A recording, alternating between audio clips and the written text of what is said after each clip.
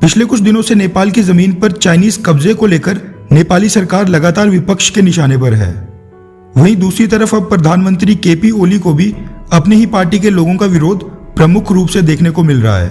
नेपाल में फिलहाल Nepali communist party की सरकार है और अब पार्टी के अध्यक्ष प्रचंड ने जल्द से जल्द केपी ओली के इस्तीफे की मांग कर दी है। प्रचंड ने यह आरोप लगाया है कि केपी शर्मा ओली हर मोर्चे पर नाकाम रहे हैं। इसी तरह का राजनीतिक संकट नेपाल में मई के महीने में भी देखने को मिला था, लेकिन उस समय नेपाल में चाइना की राजदूत हु यांकी ने वहां की राजनीति में दखल दी और लगातार एक के बाद एक बड़े नेताओं से बैठकें करके सबको मना लिया। माना जा रहा है कि नेपाल के प्रधानमंत्री केपी शर्मा ओली ने उसी घटनाक्रम के बाद चाइना को खुश करने के लिए और राजनीतिक संकट से ध्यान भटकाने के लिए भारत से नक्शा विवाद को जोर दिया, लेकिन केपी शर्मा ओली का ये पैंतरा भी ज्यादा देर नहीं चल सका। नेपाल में एक बार फिर केपी ओली का घेराव हो चुका है और इस बार चाइनीज एम्बेसडर हु यांकी भी उनको नहीं बचा सकेंगी। नेपाली कम्युनिस्ट पार्टी अध्यक्ष प्रचंड ने कहा है कि अगर केपी शर्मा ओली प्रधानमंत्री पद से इस्तीफा नहीं देते हैं तो वो पार्टी में बंटवारा कर देंगे।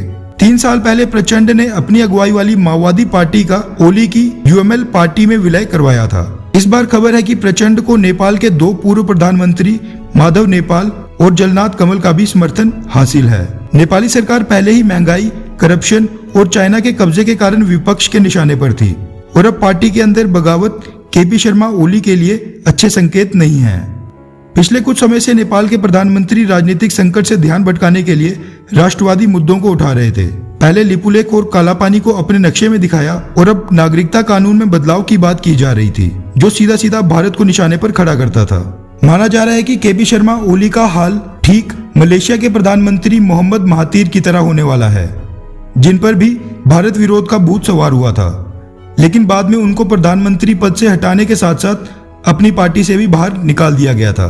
बिल्कुल उसी राह पर चल रहे हैं इस समय नेपाली प्रधानमंत्री केपी ओली और उन्होंने भारत विरोध और अपनी कुर्सी को बचाने के चक्कर में अपने 11 से ज्यादा गांव चाइना को गंवा दिए हैं।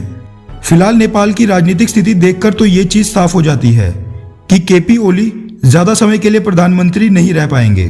भारत भी फिर नए नेपाली प्रधानमंत्री से नक्शे विवाद पर शुरू से बात करेगा, क्योंकि फिलहाल केपी ओली चाइना प्रेम में पूरी तरह डूबे हुए हैं और चाइना को खुश करने के लिए भारत विरोधी नीतियों पर काम कर रहे हैं। भारत ने मलेशिया के पाम ऑयल व्यापार पर इंपोर्ट ड्यूटी बढ़ाकर उस पर कार्रवाई की थी, जिसके बाद मलेशिया में सब प्रधानमंत्री मोहम्मद महातीर के खिलाफ हो चुके थे और उसके बाद उनको प्रधानमंत्री पद से भी हटा दिया गया था। आपको क्या लगता है कि क्या भारत को भी नेपाल के खिलाफ कुछ इसी तरह कार्रवाई करनी चाहिए या नहीं? नीचे कमेंट करके अपनी राय जरूर बताएं।